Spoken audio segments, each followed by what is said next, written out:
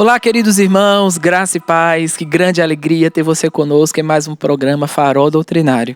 Sei que vai ser um tempo muito proveitoso, esse programa que tem como objetivo reavivar o nosso DNA como família Verbo da Vida. E eu estou aqui com um convidado muito especial, muito especial para mim em particular, como também muito especial para o corpo de Cristo e especialmente para a família Verbo da Vida. Estou aqui com um querido amigo, o pastor Edilson de Lira, ele que é pastor presidente da Igreja Verbo da Vida em Petrolina, como também supervisor daquela região, professor do Rema, professor da Escola de Ministros. Só falta ser cantor, mas todas as outras atribuições ele carrega e tem sido uma grande voz de Deus para os nossos dias, como também tudo que ele carrega tem sido a porta mesmo de um avivamento, da palavra da fé. Então a gente vai ter um papo muito proveitoso. Se liga aí e fica conectado. É uma honra ter você conosco, pastor Edilson. Olá, Fernando. Um prazer enorme estar nesse programa com você, com o pessoal que vai estar nos assistindo.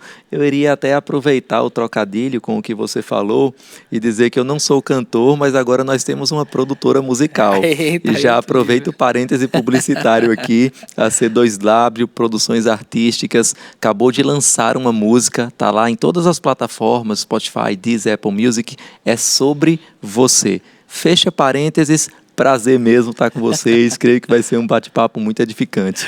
Amém, glória a Deus, olha aí, então já fica preparado porque vai ser um tempo maravilhoso, E o pastor Edilson, eu sei que muitos conhecem você, pela ênfase que tudo que Deus tem te entregado, tem tido, tanto em Petrolina, como em outros segmentos que Deus tem te feito abraçar, mas eu conheço você já de longas datas, E você me conhece ainda quando eu tinha cabelo, não faz um tempinho já, mas eu queria que você pudesse contar um pouco, Dinho, da sua história, como foi o seu primeiro contato, com a palavra da fé, com a família Verbo da Vida. Eu sei que muitos que já te conhecem, ou vieram a te conhecer nesses últimos anos, talvez eles não tenham total ciência e consciência dessa base, que te fundamentou e te trouxe até o ponto que você se encontra hoje.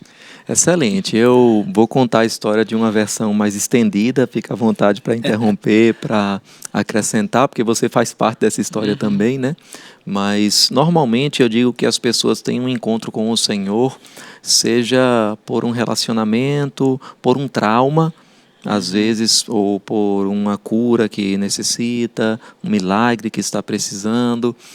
E algumas, elas têm mesmo por uma contemplação, por um entendimento. Eu costumo dizer que eu comecei a ficar curioso sobre as coisas do sobrenatural. Eu sempre fui o tipo nerd mesmo, então eu não tenho vergonha de assumir isso, faz parte mesmo da minha persona.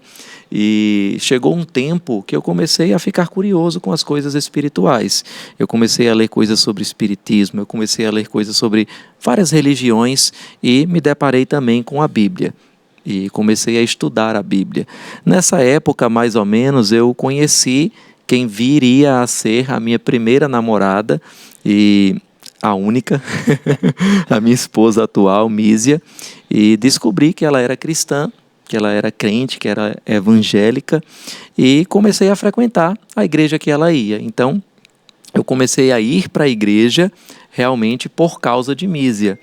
E passei mais ou menos um ano frequentando a igreja. Só que eu percebi que, apesar de não entender muitas coisas sobre o que estava sendo ministrado, não entender sobre o sobrenatural, aquilo começou a me atrair.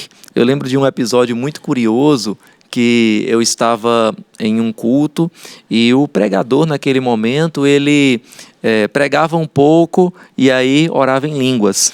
E pregava mais um pouco e orava um pouco em línguas. E aí, quando ele orava em línguas, eu estava, acho que na igreja há uns 2 meses, mais ou menos, eu não entendia e eu pensei que ele estava falando alguma coisa que eu não entendi. E aí, um idioma novo, E aí eu perguntei para um outro colega meu que estava lá também, sentado na frente, Mas ele também era novo. E aí ei, vem cá, o que é que ele falou agora? Aí o cara... Sei não. Está no mesmo barco. Então está no mesmo barco, Mas por mais que aquilo fosse estranho, eu percebia que hoje eu entendo por causa da unção, continuava me atraindo, E durante um ano eu frequentei a igreja sem me decidir por Jesus, Uau. sem nascer de novo. E isso hoje me faz ser mais paciente como pastor, com muitas ovelhas, que o pessoal diz, já está lá há tanto tempo, já deveria ter dito sim. E durante um ano, eu sempre fui muito questionador, eu sempre fui muito racional. Então, durante um ano, eu lembro como se fosse hoje, a gente estava numa igreja, institucionalmente, né, do ponto de vista jurídico, eu nem chamo de igreja, porque era um grupo, não era uma denominação, não tinha uma placa, era um arquiteto que ele pregava para aquelas pessoas e colocaram um nome, Jesus, nome acima de todo nome. As pessoas começaram a se reunir no escritório de arquitetura, aquilo foi crescendo e eu estava lá naquele meio. No final de cada culto, era muito comum eu sentar com alguns outros jovens, adolescentes, que já tinham mais tempo na palavra e ficar fazendo muitas perguntas. E eu dou graças a Deus pela paciência também dessas pessoas, né? Eles poderiam, sei lá, simplesmente desprezar, desconsiderar, mas a gente passou aquele tempo. Nesse ano, eu li todo o Novo Testamento, ainda sem ser crente. E aí, finalmente, depois de ler todo o Novo Testamento, entender o Evangelho, eu disse, eu quero receber Jesus. E também foi um pouquinho diferente, porque não foi aquele apelo que eu levantei a mão, que eu fui lá na frente, mas eu estava em casa mesmo, lendo a Bíblia, tinha terminado de ler o Novo Testamento, estava lendo novamente, e de repente eu disse, é o momento, eu quero me decidir. E eu liguei para o meu pastor, na época o pastor Isaac, né, que você conhece muito bem, e liguei para ele e disse, olha, eu quero confessar Jesus. E ele disse, vem aqui em casa. E eu ainda fiz algumas perguntas, então eu perguntava muito e fiz aquela oração. E tem uma coisa curiosa, né, que eu sempre me lembro, porque antes de me converter, eu tinha lido todo o Novo Testamento, como eu já disse, mas parecia que eu estava lendo um livro de história, um livro de filosofia, parecia que eu estava lendo somente informação, curiosidade, era uma experiência intelectual. Mas aí eu fiz essa oração, voltei para casa e abri no Evangelho de João. E aí eu estava lendo de novo e de repente estava eu lendo o Evangelho de João e chorando. De repente... Isso era um milagre, você chora. Ele que me conhece sabe que eu não sou de chorar por qualquer coisa, né? Eu não estou falando do sentimento em si, né? Mas a experiência era diferente. Eu já via que eu não estava só lendo algo intelectual, tendo um enriquecimento intelectual, cultural, mas aquela palavra, ela estava comunicando mesmo com o meu espírito. E eu sempre gosto de dizer, a Bíblia é o único livro que você lê na companhia do autor.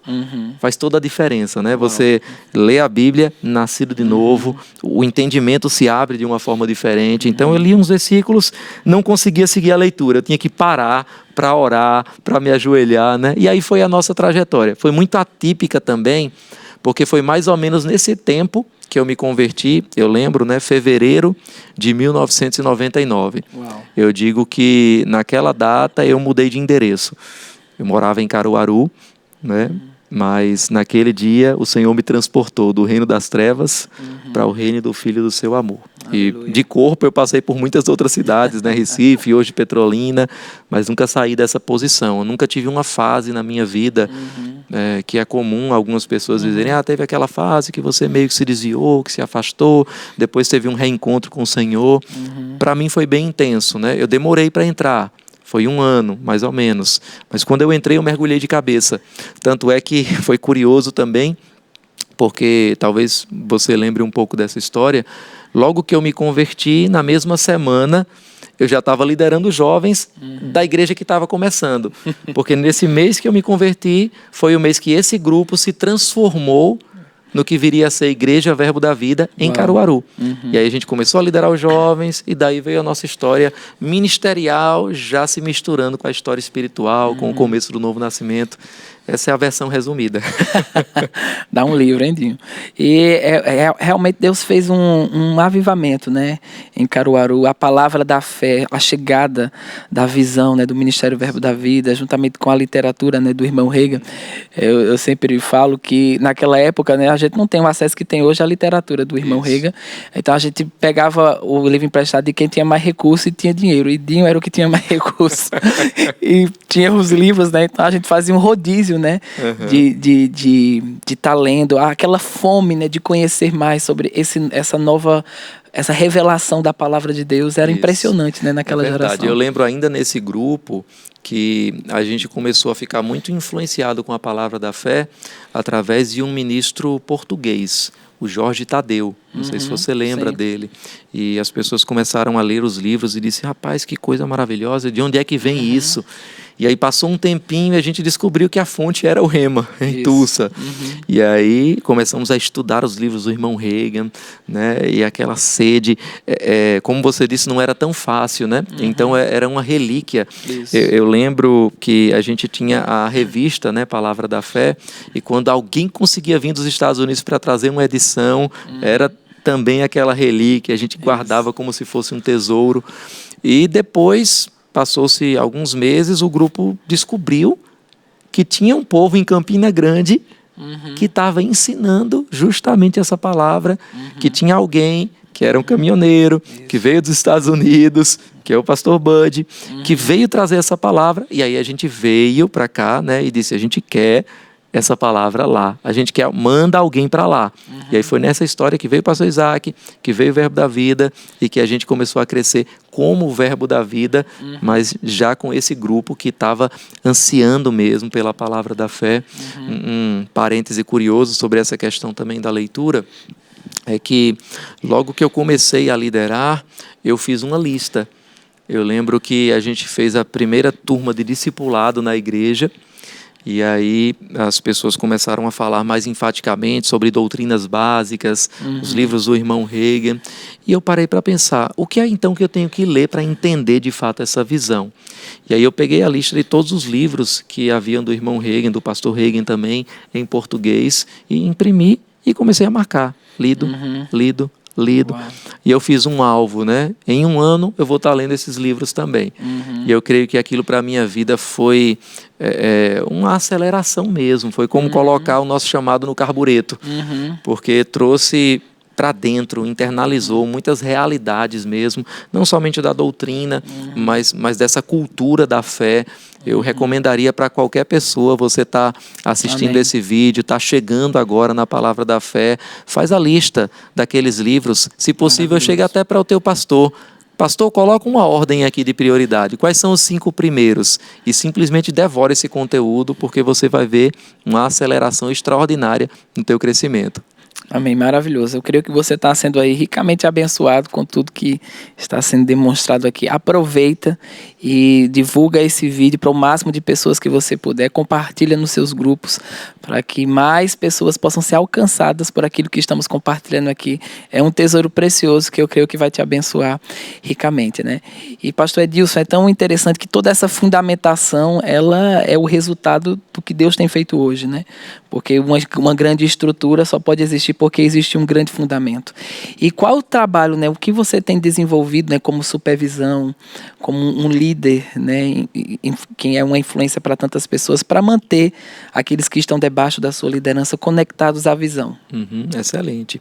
Essa questão que você falou do fundamento, ela é tão importante porque a gente vive numa era nas redes sociais e coisas tão instantâneas. Sim. Que às vezes a gente olha para a vida de alguns e pensa que tudo veio fácil. Isso. E aí a gente quer estudar os progressos das pessoas sem entender os processos daquelas pessoas. E qualquer progresso sem processo, ao invés de te promover, vai te esmagar. Qualquer título sem unção vai ser peso. Às vezes a gente busca privilégios sem entender as responsabilidades daqueles privilégios. Então, quando eu vejo alguém que me inspira ministerialmente falando, ou em qualquer área da minha vida, e eu quero aprender com aquela pessoa, eu quero trilhar o caminho parecido com o daquela pessoa, eu procuro conhecer qual foi o processo que levou a pessoa para aquele lugar. Hoje, em termos de ministério, né, a gente pode dizer que eu entendo muito claramente de Deus que o meu chamado é treinar, levantar líderes em todas as áreas da sociedade, com os princípios, valores e com o poder do reino de Deus. Amém. E isso, claro, se envolve na supervisão do Ministério Verbo da Vida, mas também em outras frentes. Sim. Como a gente falou, hoje nós temos a nossa produtora musical, é algo bem recente, ainda um bebê, mas a gente já está vendo ganhar uma boa influência. É uma forma de levar a palavra da fé, às vezes, para lugares que a pregação da palavra da fé não chega. Sim. Mas sem querer a pessoa está cantando uma canção Sim. e está cantando a palavra da fé. A gente tem também uma plataforma de mentoria para líderes que se chama Maximize, e líderes do empreendedorismo, líderes da área de business mesmo, líderes da política, né, das artes, da educação, de todas as áreas. A gente, obviamente, dentro desse escopo de levantar pessoas, tem também a supervisão do Ministério Verbo da Vida. Então, hoje, Petrolina é uma sede regional de supervisão para cerca de 65 outras obras, entre igrejas, congregações, pontos de pregação e novas obras. E a nossa área, ela é um pouquinho, digamos, atípica, porque a gente não está cuidando de uma região metropolitana, a gente está cuidando de uma área que territorialmente é relativamente extensa, é uma área que não tem certos acessos tão facilitados, porque uma parte é no sertão profundo, como alguns chamam do Brasil, e para isso Deus nos abençoou com a aeronave, e o Maximize Aviação tem sido uma ferramenta preciosa nesse sentido. Eu lembro, né, abrindo um parêntese interessante, serve de testemunho para quem está assistindo, que quando o Senhor falou comigo sobre Petrolina, eu ficava pensando, né, eu não chegava a dizer isso para as pessoas, mas naturalmente falando, parecia contraditório alguém ter um chamado para o corpo de Cristo, para viajar pelo Brasil e ir para uma cidade que não era um hub de aviação, que a rota não era fácil. Eu tinha que sair de Petrolina para Recife ou para Salvador, para às vezes descer para São Paulo para poder subir para o norte. Mas aí o Senhor vem e nos presenteia com a aeronave. Então, quando a gente obedece uma instrução de Deus, quando a gente diz sim, quando a gente está debaixo de um propósito dele, a provisão acompanha. Ele vai dar todos os meios. Então, pode parecer loucura, mas hoje a gente entende, ficou mais cômodo, porque ele dá as ferramentas para a gente executar isso.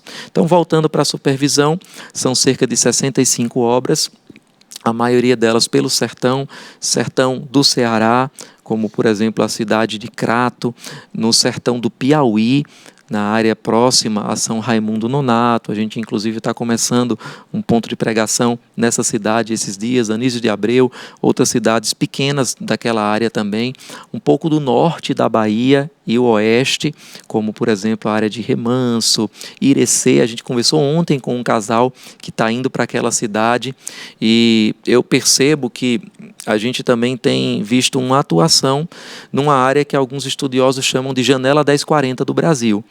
Porque as pessoas dizem, o Brasil é um país avivado, e é verdade. Um dos países mais evangelizados do mundo, é verdade. Mas existe uma área dentro do sertão que é uma área com cidades com 2 igrejas, 3 igrejas. Imagina 3 igrejas evangélicas na cidade.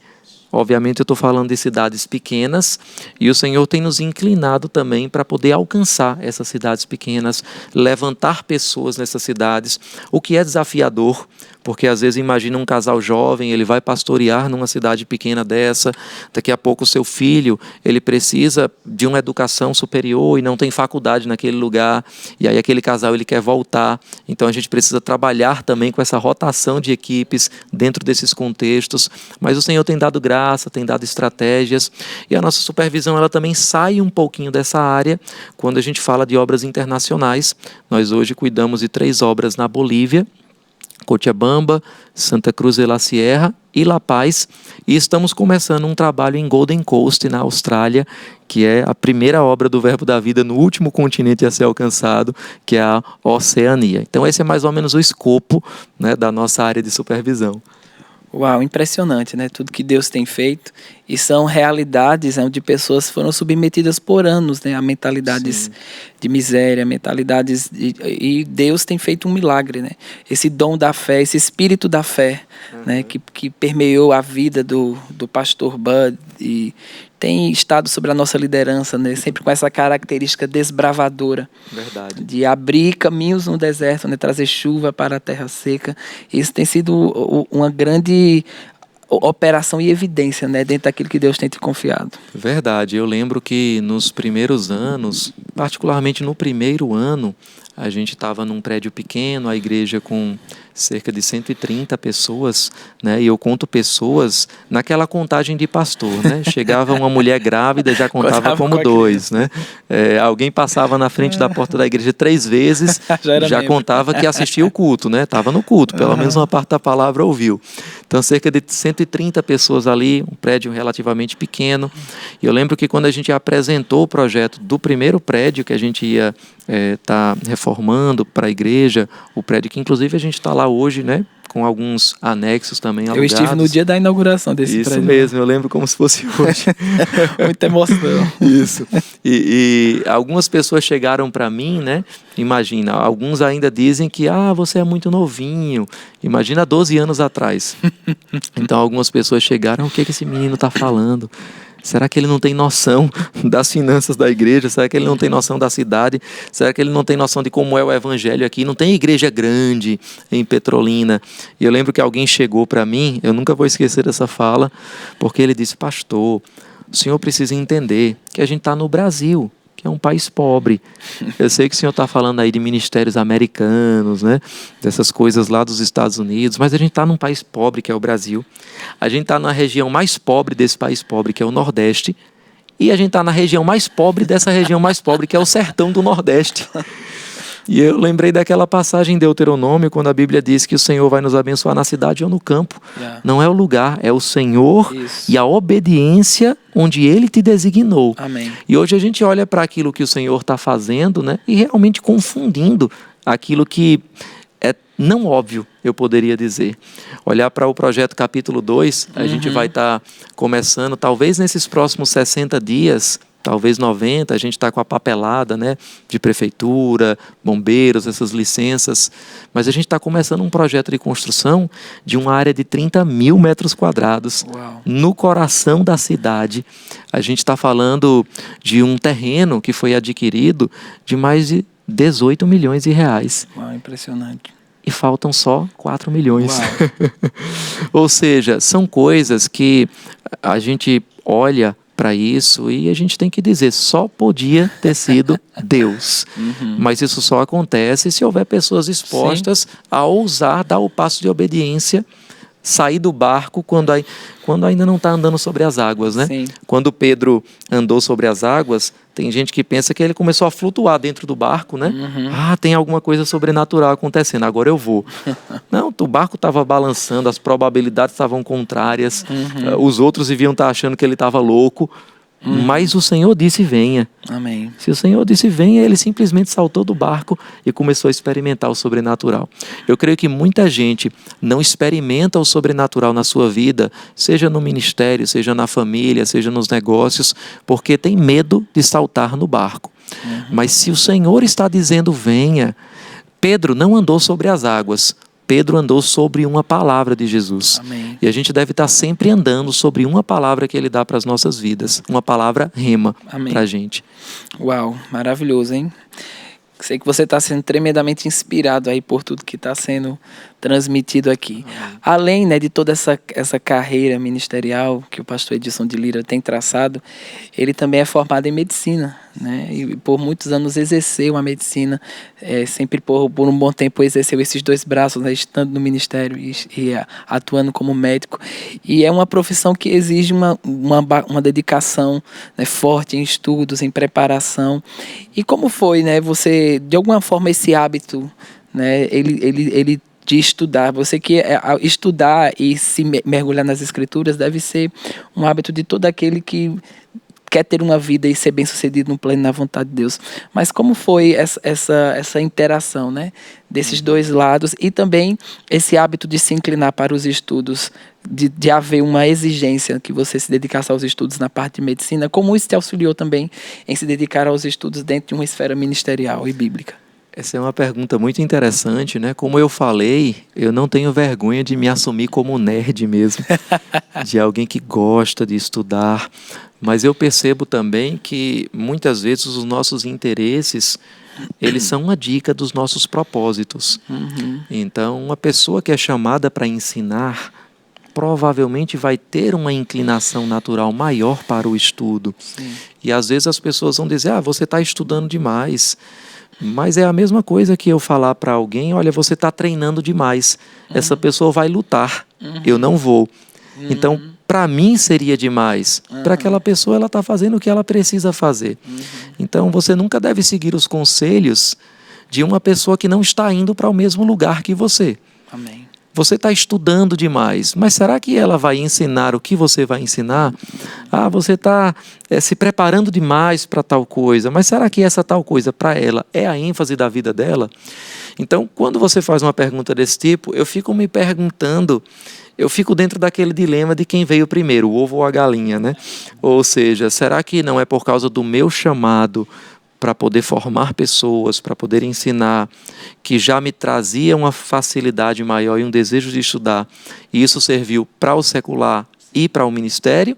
Ou será que porque naturalmente eu me esforcei mais na leitura, me dediquei mais à leitura, isso acabou respingando também na minha vida espiritual e na minha vida ministerial? Eu diria que é parte dos dois. Porque o chamado de Deus, ele não faz o trabalho sozinho. Você pode ter um chamado que te dá uma certa facilidade, né? Eu fico pensando, eu já falei aqui da produtora, né? E eu amo ouvir uma canção e a narrativa daquela canção, mas eu não sei cantar. E eu vejo que se eu passasse um ano inteiro estudando sobre música, com os melhores mentores, ainda assim eu seria um cantor medíocre. Mas tem outras pessoas que elas naturalmente fluem com facilidade, né? Você olha aquela pessoa cantando, ela nunca estudou, há uma graça para aquilo, né? Então eu percebo que há uma parte sim de dom, há uma parte sim de chamado para o estudo, para o ensino, mas também há uma parte de dedicação. E essa parte de dedicação, ela é responsabilidade não só de todo ministro, mas de todo crente, né? Se a gente olhar para alguns versículos da Bíblia, só para não dizerem que eu não citei nenhum versículo da Bíblia aqui, né?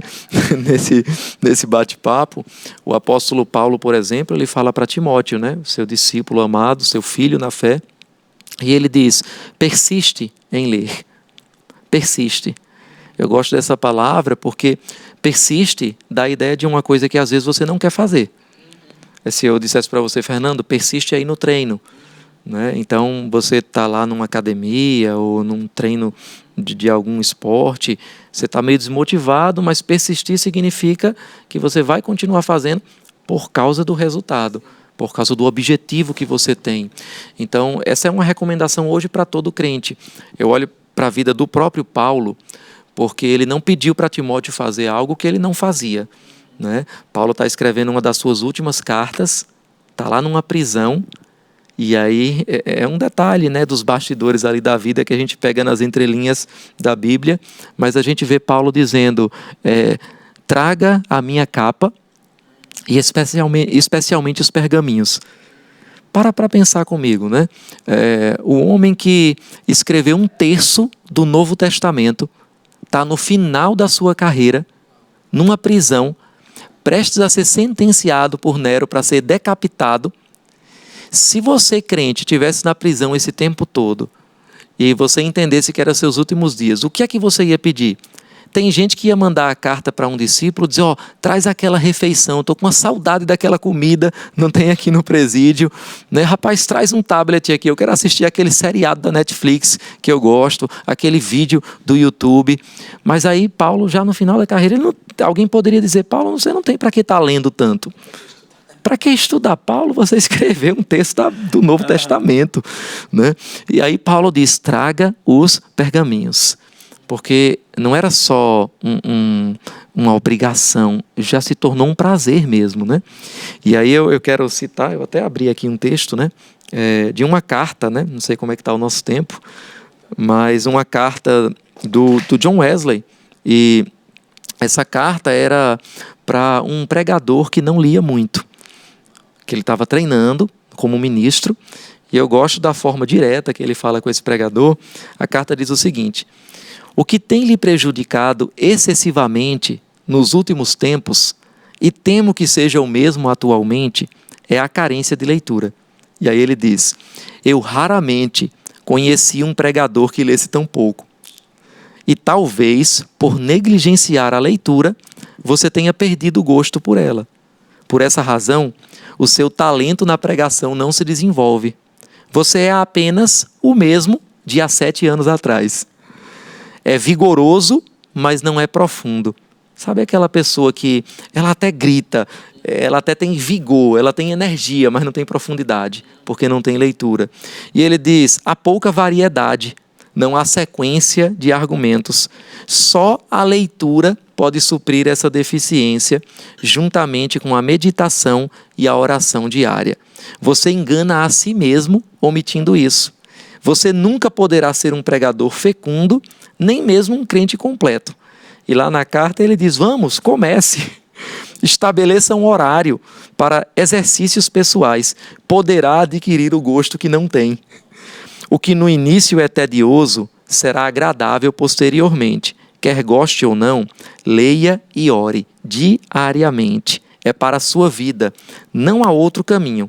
Caso contrário, você será sempre, e aí as palavras de John Wesley, um frívolo, medíocre e superficial pregador. Faça justiça à sua própria alma. Dê-lhe tempo e meios para crescer. Não passe mais fome.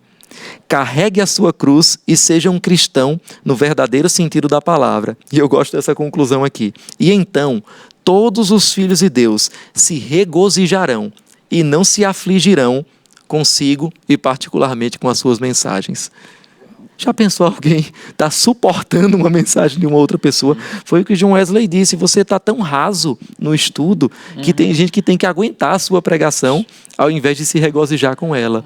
E tudo isso se resolve com uma simples palavra chamada leitura. Então você crente e especialmente você ministro, siga o conselho de Paulo a Timóteo, persevere, persista em ler. Uau, maravilhoso. Pessoal, nós estamos, você que entrou agora aí conosco pelo canal do YouTube, estamos no programa Farol Doutrinário, estamos tendo um tempo aqui maravilhoso com o nosso querido pastor Edilson de Lira, um amigo de muitos anos e que tem sido um farol, e o porta-voz de um avivamento aí para essa geração e para esse tempo. E pastor Edilson, a gente se encaminhando aqui para um encerramento desse tempo, como você mesmo citou, uma do propósito central do que Deus te chamou é levantar líderes, pastores. E esse é das bases centrais, também do DNA do Ministério Verbo da Vida. Isso era uma característica que operava muito na vida do pastor Bud.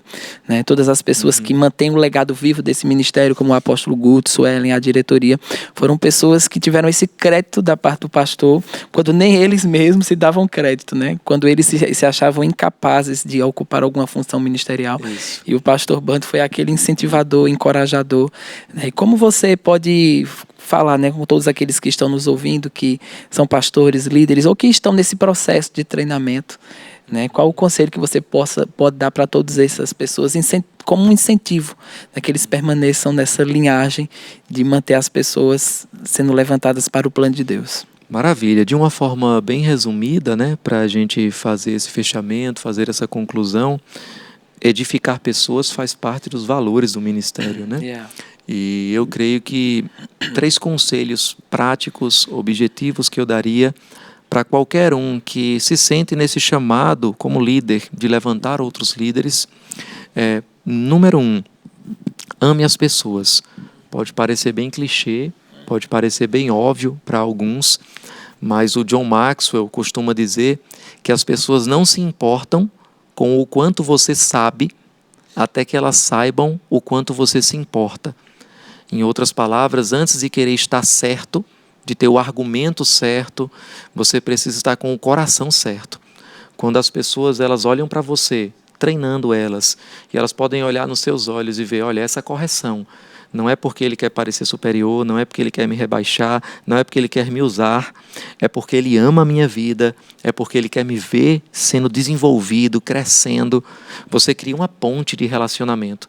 As pessoas vão abrir o coração para ser treinadas, para ser exortadas, para ser repreendidas. Então, conselho número 1, ame as pessoas. Se você não ama pessoas, ou você não está perto o suficiente do Deus que ama pessoas para entender que é sobre pessoas, ou você não foi chamado para o ministério. porque ministério não tem a ver somente com o livro, com a leitura, que é importante. Ministério não tem a ver somente com seu gabinete, com seu púlpito, com suas redes sociais. Ministério tem a ver com gente. Então, um ministro tem que ter cheiro de gente, tem que gostar de pessoas, trazer os pequeninos que são barulhentos, né? Porque vai dar trabalho desenvolver pessoas, não é? Como fazer a barba. Eu já corrigi isso, vai corrigir de novo, vai amar essas pessoas, como está lá em João 13, né? A Bíblia diz: tendo Jesus amado os seus, amou-os até o fim. Ama até o fim as pessoas. Então, conselho número 1, ame as pessoas.